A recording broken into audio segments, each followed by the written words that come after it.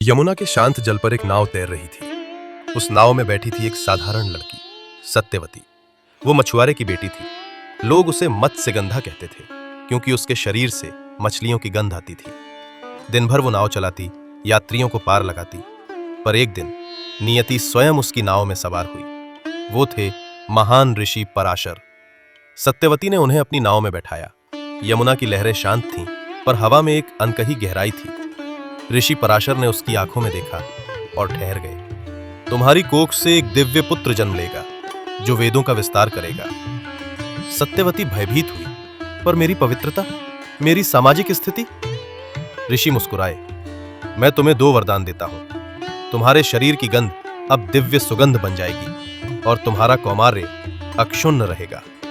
और तभी नदी के मध्य प्रकाश की लहर दौड़ी। दिव्य तेज में जन्म हुआ कृष्ण द्वैपायन का, जो आगे चलकर कहलाए वेद व्यास। अब सत्यवती का रूप दिव्यता से दमक रहा था।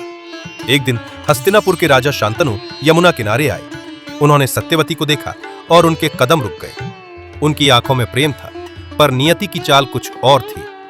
राजा बोले, सुंदरी, क्या तुम मुझसे विवाह करोगी?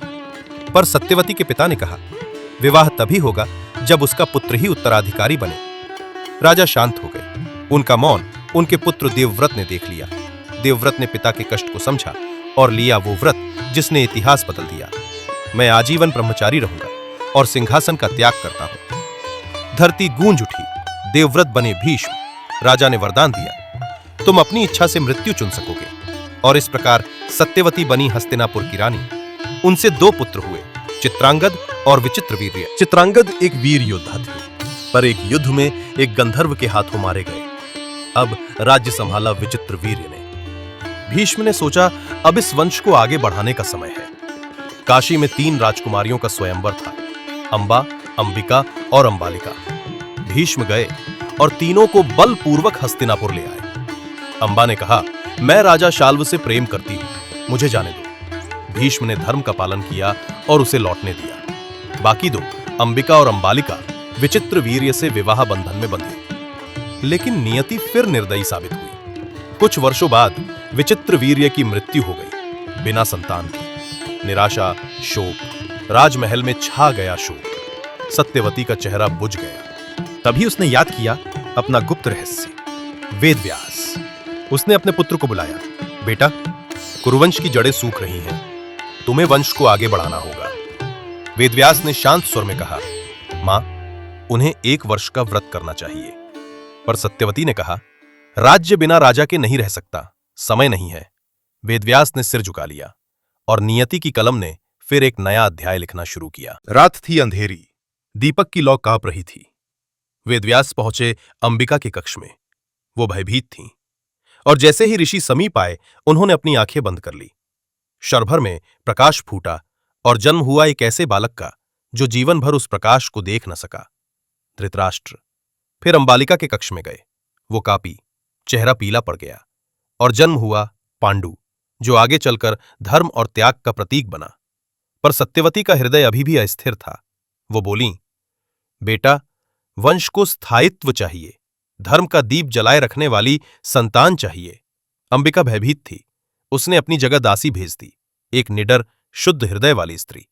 वो दासी समर्पण से झुकी, और उसी रात जन्म हुआ विदुर का, नीति और न्याय का प्रतीक। राजसभा में प्रश्न उठा, अब हस्तिनापुर का राजा कौन होगा? भीष्म बोले, धृतराष्ट्र योग्य हैं, पर अंधे हैं। सभा में सन्नाटा छा गया।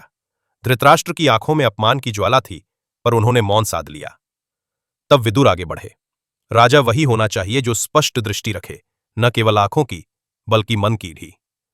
भीष्म ने सिर झुका लिया और निर्णय सुनाया, राजा होगा पांडु। धृतराष्ट्र का विवाह हुआ गंधारी से, जिसने अपने पति के अंधत्व को साझा करते हुए अपनी आंखों पर पट्टी बांध ली। यदि मेरे स्वामी संसार नहीं देख सकते, तो मैं भी संसार को नहीं देखूंगी। उसका ये त्याग बन गया प्रेम की पराकाष्ठा, और उसे मिला वरदान, तुम्हारे 100 पुत्र होंगे। वहीं पांडु का विवाह हुआ कुंती और माद्री से। 2 रानियां, 2 संस्कार, पर एक ही भाग्य, कुरुवंश का भविष्य।